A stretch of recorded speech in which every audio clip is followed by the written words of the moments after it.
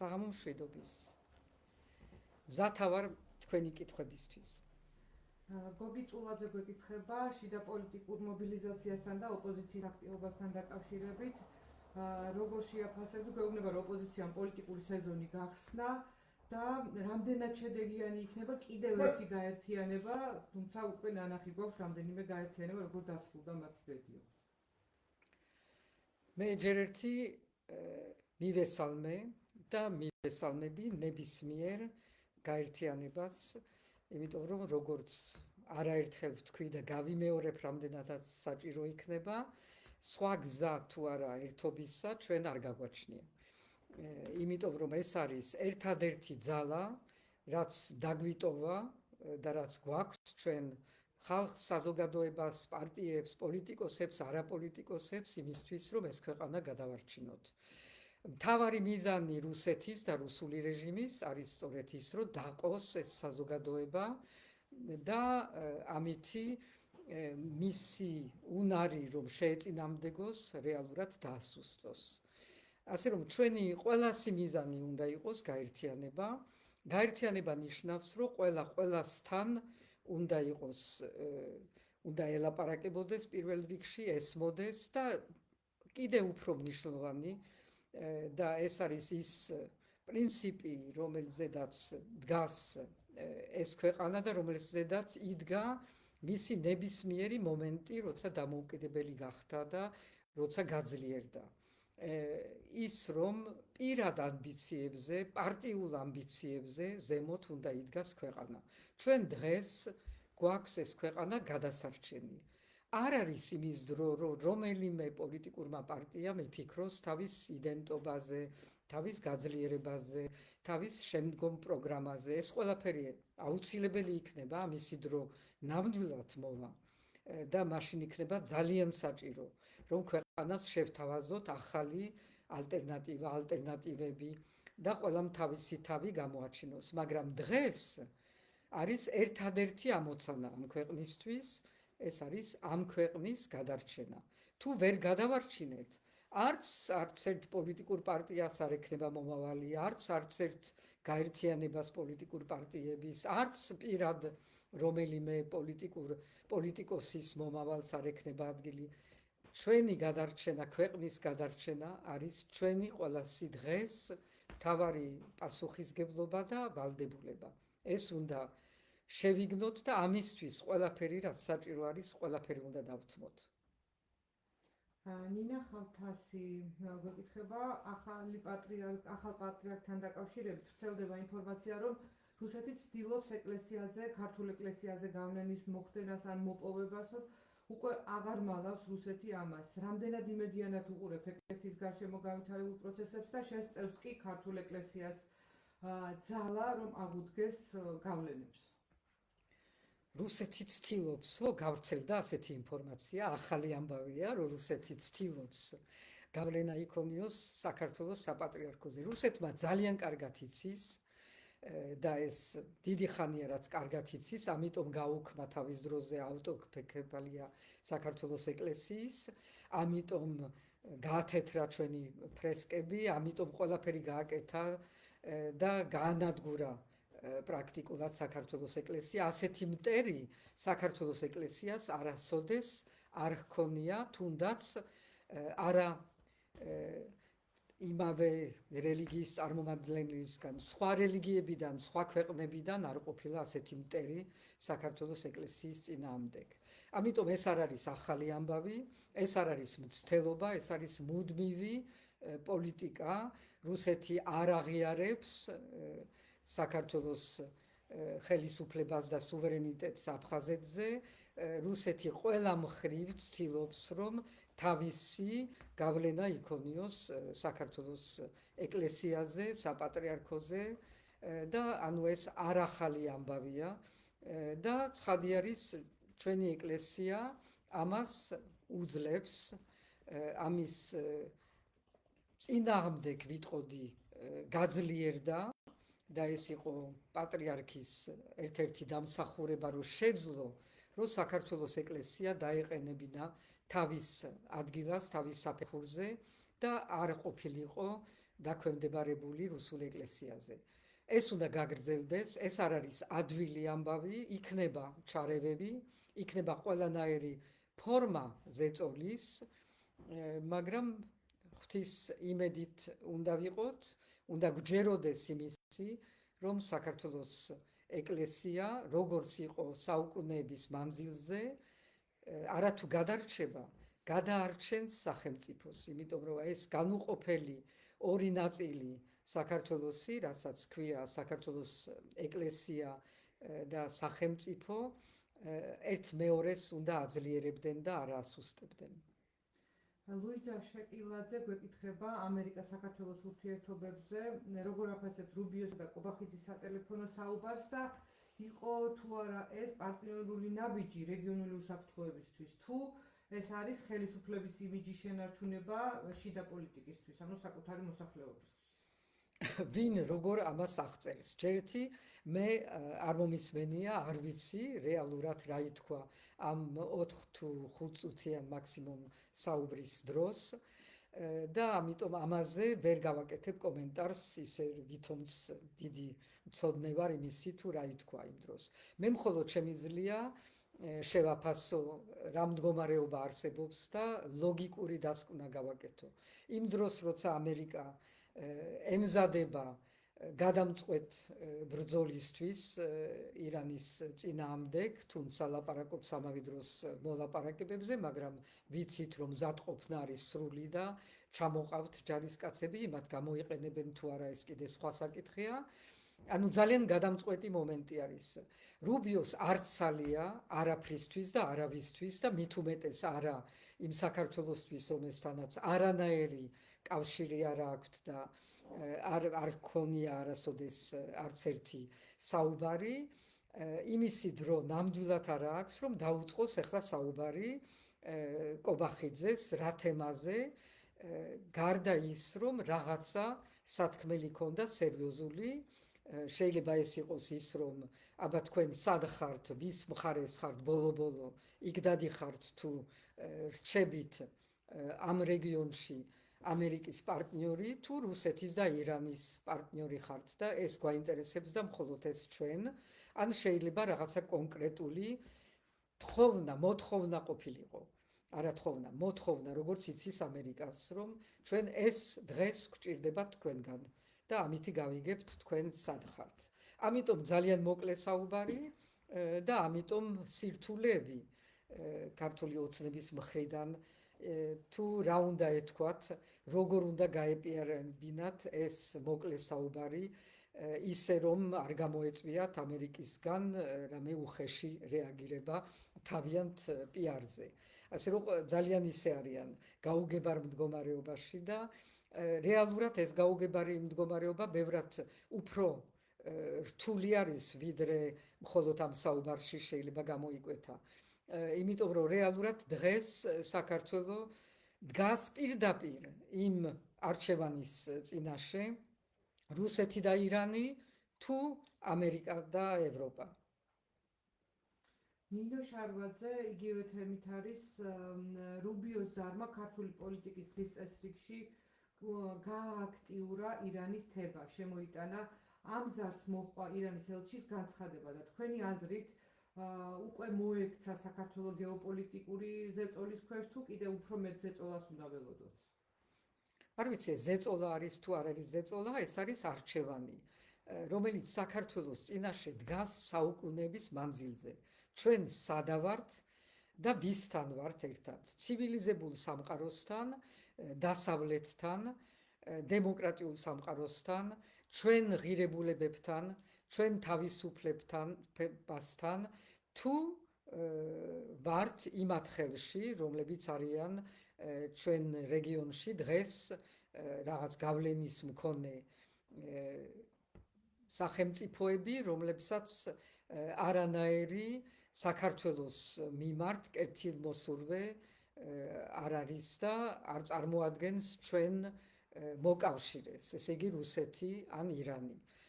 და ეს არჩევანი არსებობს და შეიძლება გამძაფრდა ეს არჩევანი, რადგანაც გამძაფრდა გეოპოლიტიკური სიტუაცია, დაძაბულობა და ომი ჩვენს რეგიონში თუ რეგიონის ირგვლივ. გიორგი სისაურის კითხვა ეხება ადამიანის უფლებათა ევროპულ სასამართლოს. ცნობილი გახდა, რომ უცხოეთის აგენტების კანონთან დაკავშირებით ევროპულმა სასამართლომ საქმის განხილვა დაიწყო. ახალგაზრდა იურისტებში ვარაუდობენ, რომ საქმე პრიორიტეტულ განხილვას დაექვემდებარება და როცა ასე ხდება ეს საკითხი, ეს უკვე აღარ არის ალბათ გვეკითხებიან ჩვენ იურიდიული საკითხი და უკვე პოლიტიკური მნიშვნელობა შეიძინა ამ სარჩელით, ამ საკითხს. ევროპის სასამართლო არ არის პოლიტიკური ორგანო, რომელიც არ იღებს პოლიტიკურ შეფასებებს რომელიმე საკითხზე და რომელიმე მის წინ წარდგენილ საქმეზე. ერთადერთი შეიძლება ითქვას, რომ ის რაოდენობა საქმეების, რაც მიიღო ბოლო პერიოდში და მიიღო საკმაოდ სწრაფად სტრასბურგის სასამართლო, იმისი მაჩვენებელია, რომ მათთვის დღევანდელი საქართველო გახდა პრიორიტეტული, იმიტომ რომ რაოდენობა საქმეების, რაც წარედგინა, მაჩვენებელი არის იმისი, რომ ცუდად არის სამართლებრივად სიტუაცია საქართველოში, რომ უფლებების მხრივ დაუცველი არის საქართველოს მოქალაქე, იმდენი საქმეები შედის და იმდენი მრავალ ფორმის სხვადასხვა საქმეები. და ამისი ამსახველი არის ის, რომ ააჩქარა ის პროცესი სტრასბურგის სასამართლომ, რომელიც ზოგადად თვეების და წლების მანძილზე გრძელდება და ჭიანურდება. ამ მომენტში ეს აჩქარება არის მინიშნება იმისი, რომ დღეს თვლის სტრასბურგის სასამართლო, რომ საქართველო არის ერთ-ერთი პრიორიტეტული ქვეყანა, სადაც უნდა ეს საქმეები სწრაფად განიხილოს, რათა დაცული იყვნენ მოქალაქეები. ეს არ არის პოლიტიკური, ეს არის უმაღლესი სამართლებრივი საკითხი. TikTok-ზე გვეკითხებიან, რატო უნდა ვიყოთ სულ ევროპის და ამერიკის დაკრულზე? გაგვაგებინეთ, აგვიხსენეთ. არ ვიცი რა დაკრულზე არის ლაპარაკი, იმიტომ რომ ამერიკის და ევროპის დაკრულზე ამ ხელისუფლებამ ყველაფერზე უარი თქვა და თქვა ისეთი შეფასებები და ისეთი ნარატივით, რომელიც თან შეურაცხყოფელი იყო იმ ქვეყნებისთვის, რომელმაც 30 წლის და მეტის მანძილზე მხოლოდ დახმარება გაუწიეს საქართველოს. ჩვენ თუ კი დღეს გვაქვს მეტნაკლებად განათლების სისტემა, მეტნაკლებად განვითარებული აგროსექტორი საქართველოში, მით უმეტეს კიდევ უფრო ჯანდაცვის სექტორი, ეს არის იმათი დახმარების შედეგი და ბევრი სხვა ინსტიტუციების მშენებლობა, რომელიც მე ჩვენი ხელით ამ ბოლო პერიოდში დავანგრიეთ. და თუ ვინმეს დაკრულზე დღეს საქართველო აიწყო, ეს არის რუსეთის დაკრულზე. არა მხოლოდ დაკრულზე, ჩვენ პირდაპირ ვკოპირებთ იმათ ერთის მხრივ კანონებს, მაგრამ არა მხოლოდ კანონებს, მთელი მიდგომა მოქალაქეს მიმართ, ქვეყნის მიმართ. მოდელი დღეს გახდა რუსეთი და რუსეთის ავტოკრატიული, ტოტალიტარული და უფრო ტოტალიტარული რეჟიმი. დღეს სწორედ მესმოდა ერთ ადგილას ვიყავი და მოქალაქეების საუბარი მათ ოჯახებთან საუბრებზე რუსეთში ვინც არიან დარჩენილები და თუ რამდენად დღეს შეუძლებელია ღია საუბარი საქართველოს და მოსკოვის შორის, თუნდაც ოჯახური, მხოლოდ ისეთი ძალიან უმტკივნეულ თემები შეიძლება ინტერნეტი პრაქტიკულად გათიშული არის და ეს არის ის მოდელი, რომელიც ჩვენს ნელ-ნელა ჩვენთანაც შემოდის. საზოგადოების დაყოფა და დაგსაქსვა იმისთვის, რომ საზოგადოება გახდეს ურეაქციო, მონობის დანერგვა, ეს ყველაფერი არის რუსული მოდელი და ეს არ არის მოდელი, რომელიც სადღაც იბადება რომელიმე ამ ჩვენ პარლამენტარების თუ მთავრობის წევრების ტვინებში, თუ სადმე არის ასეთი რამ. ეს იბადება იქ, სადაც სპეცსამსახურები მუშაობენ, იციან ფსიქოლოგია მასების, ფსიქოლოგია ადამიანების, პიროვნებების, პოლიტიკური ფსიქოლოგია საზოგადოების და ძალიან მიზანმიმართულად ცდილობენ ყოველ შემთხვევაში, რომ ეს ქვეყანა, ეს საზოგადოება სრული მნიშვნელობით დაამონონ და ჩვენზე არის დამოკიდებული ამას რამდენად და როგორ გაუძლებთ, იმიტომ რომ დამონების მერე უკან დასაბრუნებელი გზა უკვე აღარ არის.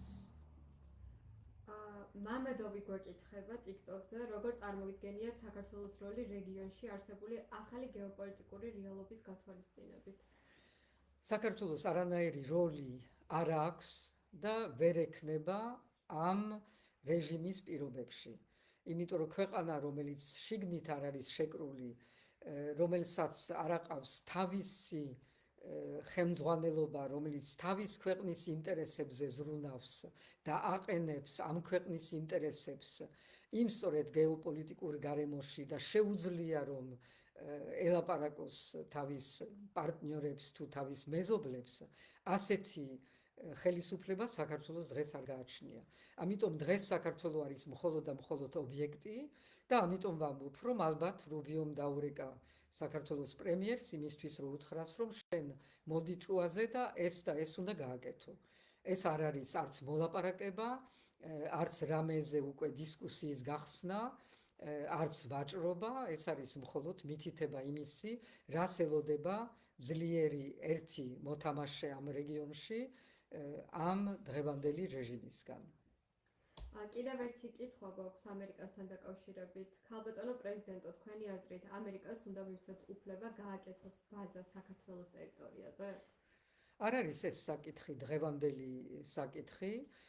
საერთოდ მე პირადად არ ვიყავი არასოდეს ამისი მომხრე თავის დროზე, იმიტომ რომ ვთვლიდი, რომ უცხო ქვეყნის ბაზების გაყვანა ჩვენ ძალიან გაგვიჭირდა და ძალიან დიდი დრო მოუნდით და მე ძალიან ბედნიერი ვარ იმაში, რომ ბოლო ეტაპი ამისი მე მერგო როგორც დასასრულებელი, ასე ვთქვათ, ამ ეტაპის და ამიტომ ძალიან ფრთხილად უნდა მოვექცეთ იმ საკითხს, რამდენად საჭირო არის, რომ სხვა ქვეყნის ბაზა შემოვიდეს ამ ქვეყანაში. მაგრამ ეს შეიძლება იყოს სწორედ სერიოზული მოლაპარაკების საკითხი, თუ ჩვენ გვექნება ისეთი ხელისუფლება, რომელიცაც უნარი ექნება მოლაპარაკებების და შეძლებს, რომ დააბალანსოს ქვეყნის ინტერესები, სხვა ქვეყნის ინტერესები და თუ ჩვენთვის ეს უსაფრთხოების გაზრდის ერთ-ერთი ფორმა იქნება მისაღებია, თუ ეს პირიქით გაუარესებს ჩვენ ქვეყნის უსაფრთხოებას და არ ჯდება ჩვენ ქვეყნის ინტერესებში, მაშინ არ იქნება მისაღები. მაგრამ ამისთვის საჭირო არის პირველ რიგში, რომ ჩვენ გვყავდეს ჩვენი ხელისუფლება და არა მოსკოვის ხელში მყოფი რეჟიმი, ჩვენ გვყავდეს ხელისუფლება, რომელსაც ესმის, რა არის დღევანდელი ბალანსი მსოფლიოში და ამ რეგიონში და როგორ შეიძლება ყველაზე კარგად გამოვიყენოთ ჩვენი ქვეყნის ადგილმდებარეობა, საშუალებები და როგორ ვიყოთ ყველაზე მნიშვნელოვანი და საჭირო პარტნიორები ჩვენი სანდო პარტნიორებისთვის და არა ჩვენი დამპყრობელისთვის. მარიამი წერს TikTok-ზე, არავითარი გაფრთხილება არ აქვს საქართველოს მოქალაქეებს და ახლა ცხოველებსაც განადგურებით ემუქრებიან. მათი მიზანი რა შეიძლება იყოს და აქვე ისევ მარიამის კითხვა, როგორ ფიქრობთ, ცხოველების გენოციდი მათი გადარჩენის ნაცვლად ეს რამდენად ნორმალურია?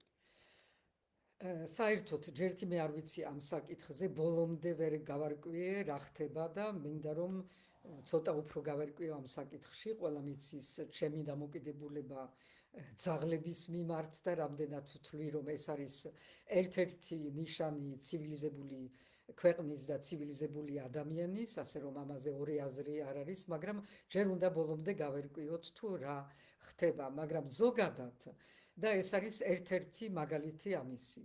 ჩვენ ვცხოვრობთ იმ მდგომარეობაში და ესეც არის ფსიქოლოგიური ზეწოლა საზოგადოებაზე, სადაც ყოველ დღე თუ ყოველ მეორე დღე ახალი სკანდალი, ახალი ისეთი საკითხი უცებ გადმოგდებულია ჩვენზე, რომელმაც უნდა აღვაშფოთოს, ვინერვიულოთ, ვიშვიშოთ, ვერაფერს ვერ ვაკეთებთ და ამავე დროს ვართ ამ ძალიან ნერვიულ მდგომარეობაში და ეს ეხება სხვადასხვა საკითხებს და გადადის ერთიდან მეორეზე, ხან განათლების რეფორმა და განათლების განადგურება, ხან ძაღლების განადგურება, ხან კიდევ რა, იმისთვის რომ კონცენტრაცია ვერ მოხდეს რომელიმე საკითხზე და ვერ მოხდეს მთავარ საკითხზე, რომელიც არის რომ ჩვენ მართავს რუსული რეჟიმი, რომელიც ამ ქვეყანას ებრძვის და ჩვენ უნდა ვიყოთ გაერთიანებული ამ საკითხზე.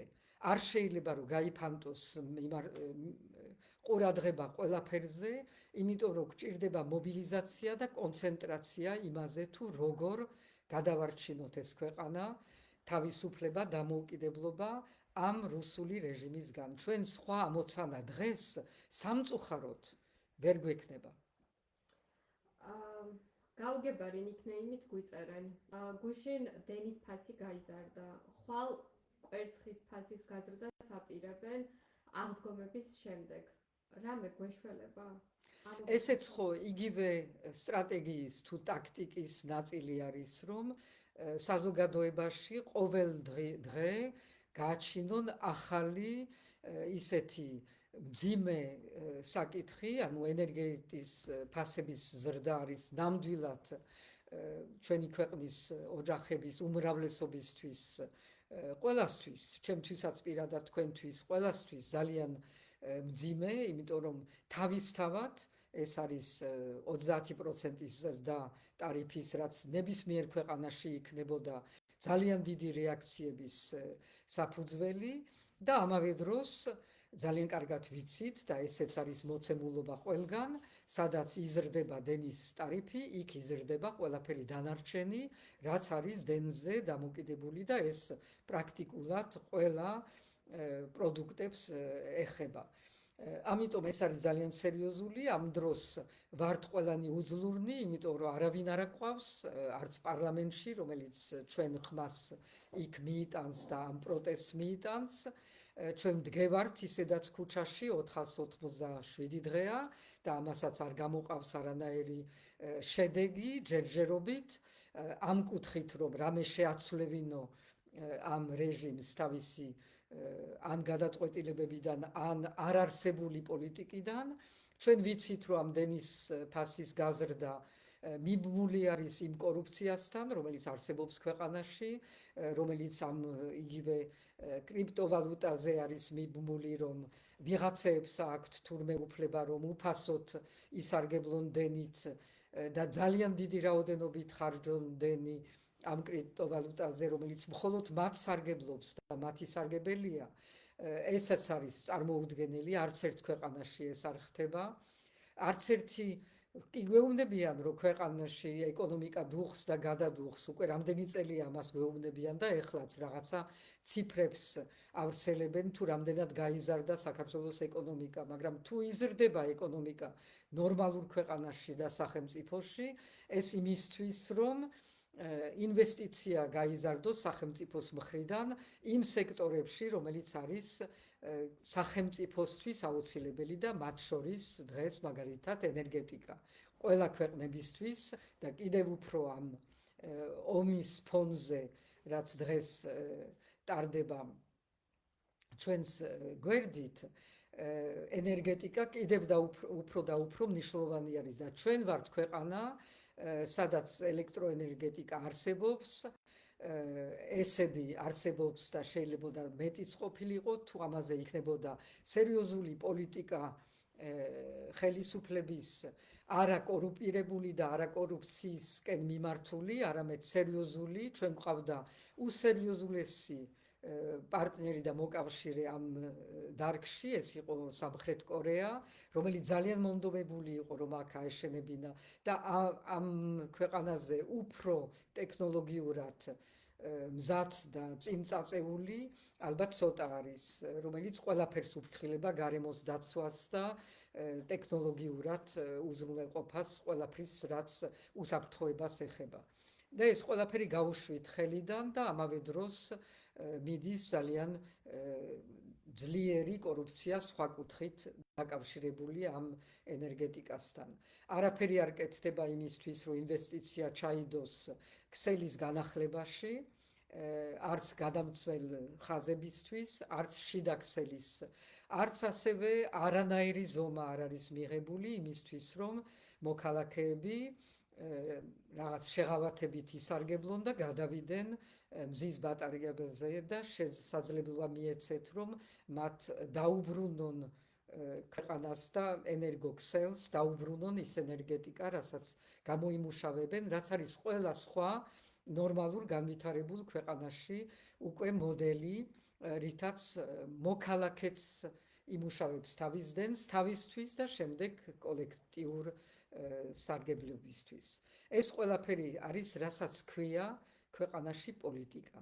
როცა არსებობს ხელისუფლება, რომელიც ზრუნავს თავის მოსახლეობაზე, ზრუნავს განვითარებაზე და არა მხოლოდ თავისი საკუთარი ჯიბეების გამსხვილებაზე და რუსეთის ინსტრუქციების შესრულებაზე. ლევან ნიკურაძე იგივე თემას აგრძელებს ზენის ტარიფის გაზრდასთან დაკავშირებით, ამბობს, რომ პარლამენტში კომისიები კი იქნება, მაგრამ ფასები ისევ იზრდება და ძვირდება. როგორ გაუძლებს მოსახლეობა ამ წნეხსო და გვეკითხება ჩვენ, რომ რატო არ გამოდის ამ სოციალურ საკითხებზე ხალხი გარეთ ნებისმიერ სხვა ქვეყანაში ახლა ყველა ქუჩაში იქნებოდა, რატომ არ უყვართ ქართველებს სოციალური პროტესტი? იმიტომ რომ ამ ქვეყანაში არ არის მხოლოდ სოციალური პროტესტი, ეს ყველაფერი არის გადაბმული. ეს ყველაფერი არის იმის ბრალი, რომ ჩვენ გვყავს არა ქართული ხელისუფლება, ქართული ინტერესებით დაინტერესებული, არამედ გვყავს რუსული რეჟიმი. ამიტომ ცალკე სოციალური საკითხი, ცალკე ფასები, ცალკე რომელიმე ეკონომიკური საკითხი არ არსებობს.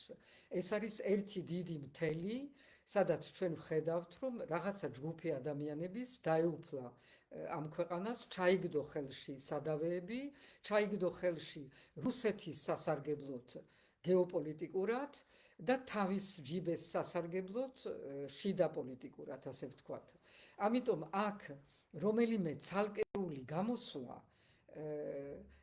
არაფერს არ მიაღწევს და არაფერს არ ნიშნავს. გამოსვლები სოციალური, ეკონომიკური, სხვადასხვა კონკრეტულ საკითხებზე მნიშვნელოვანი არის იმ ქვეყნებში, სადაც არსებობს რაღაცა დემოკრატიული სისტემა, სადაც ხელისუფლება ზრუნავს თავის შემდგომ არჩევნებზე, რომელიც დაინტერესებული არის, რომ არ გადაიმტეროს მთელი მოსახლეობა და ამდენად უსმენს, ყურს ადევნებს იმას, თუ სად არის უკმაყოფილება ხალხში და რამდენად შეუძლია ყველაფერი, არც ერთ ხელისუფლებას არ შეუძლია, მაგრამ რამდენად შეუძლია რომელიმე მოთხოვნა დააკმაყოფილოს და ასეთი მდგომარეობა როცა არის, მაშინ გამართლებული არის ეს სოციალური პროტესტი, იმიტომ რაღაცას მიზანი გაქვს და მიზანსაც მიაღწევს. ჩვენ ვხედავთ პირიქით, რომ ეს მაღაროელები გამოდიან ამდენი უკვე წელი არის, ისე რომ არანაირი არც შედეგი, არც თვალის დახამხამება არაფერი არ ხდება ხელისუფლებაში, იმიტომ რომ მათი ინტერესი არ არის, რომ ვინმეს რომელიმე ნაწილს ამ საზოგადოების ან მოусმინონ, ან დააკმაყოფილონ მათი ელემენტალური მოთხოვნები.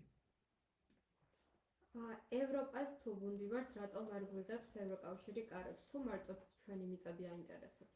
მიწები აინტერესებთ დღეს ერთ მხრივ რუსებს, მეორეს მხრივ შეიძლება არაბებს, მაგრამ ეს უფრო ისეთი შეთანხმება არის, რომელიც ალბათ კიდევ ერთხელ ამსხვილებს ზოგიერთ ჯიბეებს, ვიდრე მხოლოდ არაბების ინტერესები.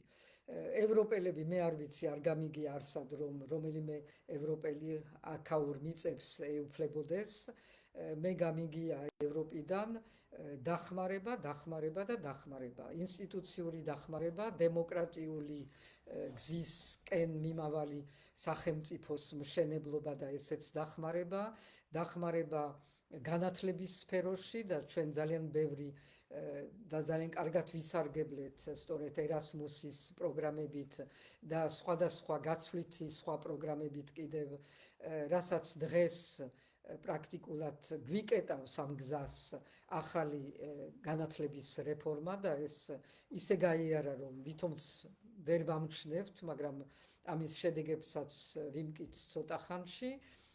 ეს არის ევროპა. და დანარჩენი არის რუსული პროპაგანდა, პირდაპირ გადმოტანილი აქა რუსული ტერმინებით, რუსული ნარატივით და ვისაც ეს მოსწონს, მოსკოვის გზა ხსნილია და მალე მე მგონი რუსული უნივერსიტეტების გზაც ხსნილი იქნება. TikTok-ის კომენტარებში გამოიყო ორი ფლანგი. ერთი ნაწილი ფიქრობს, რომ მშვიდობიან პროტესტს შედეგი არ მოაქვს და მეორე ნაწილი ფიქრობს, რომ შედეგიანია. და ამის შესახებ კამათობენ. საკამათო ყოველთვის გვაქვს ჩვენ ვიცით, ორად გაყოფა ძალიან მოგწონს და ამაში ვართ ძალიან მაგრები. ფაქტი არის, რომ მშვიდობიანი პროტესტი არის მხნეთ არის, უძლებს ყველაფერს, არა მხოლოდ ქუჩაში და ძალიან მნიშვნელოვანი არის ის, რაც ქუჩაში არის მაჩვენებელი ყველასთვის, შიგნით და გარეთ, თუნდაც იმ ადამიანებისთვის, რომელიც არ გამოდიან სხვადასხვა მიზეზების გამო და მე არ მინდა არავის დამუნათება, ვინც არ გამოდის, აქვს ძალიან ბევრი მიზეზი, მაგრამ რო უყურებს ამ პროტესტს ქუჩაში, მასაც იმედი ეძლევა და ისიც უყურებს ამას, როგორც თავისი გამხნევას. მეორეს მხრივ, გარეთ ამას აქვს ძალიან დიდი მნიშვნელობა, იმიტომ რომ თუ არა ეს პროტესტი, მშვიდობიანი პროტესტი, ჩვენ უკვე აღარ ვიქნებოდით თემა თუნდაც საერთაშორისო არენაზე.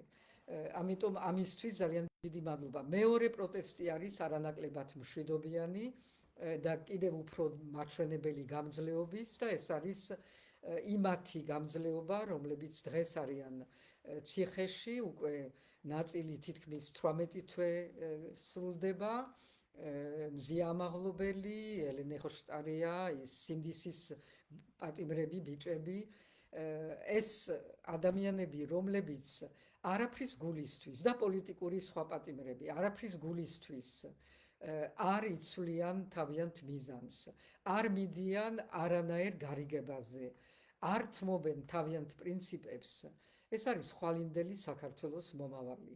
ესენი ქმნიან ხვალინდელ საქართველოს, ამიტომ ეს არათუ გამართლებული, ეს არის იმპერატივი ჩვენთვის, თუ ჩვენ ვხედავთ, რომ ხვალ საქართველოს მომავალი გააჩნია.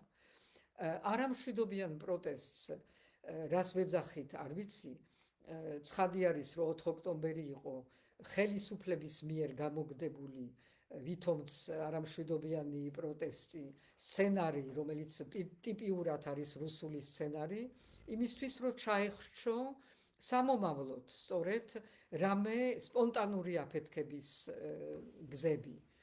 რაც შეიძლება მოხდეს, შეიძლება არ მოხდება, ჩვენ ვერ ვიტყვით რა გზით წავა ეს პროტესტი ხვალ ზეგ, ფაქტი არის, რომ არ ჩაცხრება, ფაქტი არის, რომ საზოგადოებაში მზარდი არის უკმაყოფილება და ყველაფრის გამო, ეხლა საუბრობდით დენზე, დენის ფაზზე, კვერცხის ფაზზე, რაღაც უაზრო მილიარდერების კომისიაზე, რომელიც პარლამენტში დასცინის ხალხს პირდაპირ და რაღაცებს გვთავაზობს. ანუ უკმაყოფილების მიზეზების მეტი არაფერი არ არის ქვეყანაში. და ამიტომ ყველანაირი პროტესტი გამართლებული არის და თვითონ პროტესტი თავის ასე ვთქვათ სახეს გამონახავს, რომელიც იქნება ადაპტირებული იმ მდგომარეობასთან, რომელიც იქმნება ამ ქვეყანაში და იქმნება, იმიტომ რომ თუ უყურებთ მეორე მხარეს ქართულ ოცნებას, ამ ლიდერების ბჭყალებში, სახეებს, თუ რა დღეში არიან, თუ რეებს ლაპარაკობენ, თუ როგორ აღარ იციან როგორ მოიქცენ და თუ როგორი უნდობლობა აქვთ ერთმანეთს შორის, ეს ყველაფერი იმის მაჩვენებელი არის, რომ ესენი არიან ძალიან ცუდ დღეში და ჯერ კიდევ არიან, მაგრამ როგორ იქნება მათი მომავალი, ეს არის მთავარი საკითხი მათთვის და ჩვენთვის. აქტიურად გვიწერენ 26 მაისის აქცია მხოლოდ შეკრება იქნება თუ რაიმე რეალური გეგმა არსებობს დასრულდა მშვიდობიანი პროტესტის დრო თუ არსებობს მოვდივარ მეც ეხლა ხან ვუპასუხე მშვიდობიან პროტესტზე და არასოდეს არ სრულდება მშვიდობიანი პროტესტის დრო. შეიძლება იყოს მომენტები, როცა სხვა ტიპის პროტესტი საჭიროება იქმნება, მაგრამ მშვიდობიანი პროტესტის და მშვიდობიანი წინააღმდეგობის დრო არასოდეს სრულდება. როგორი იქნება 26 მაისი, ეს მე ჯერ არ ვიცი. ვიცი, რომ ვიღაცებმა ჯერ ერთ მხარემ რაღაც გამოაცხადა, მაგრამ მე მგონი, რომ 26 მაისი ბევრად უფრო ფართო სფეროში იგეგმება, საზოგადოება გეგმავს და საზოგადოება თვლის და მთელი ქვეყანა თვლის, რომ ეს არის ჩვენი მთელი ერის ერთ-ერთი მთავარი თარიღი, რომელსაც ნამდვილად, მე არ ვიცი გეგმები კონკრეტულად, მაგრამ ნამდვილად ყველანი ერთად შევხვდებით და ნამდვილად იქნება კიდევ ერთხელ, როგორც იყო წარსულში და როგორც იქნება მომავალშიც, იქნება გამოხატულება ჩვენი ქვეყნის გამძლეობის და სამომავლო გამარჯვების.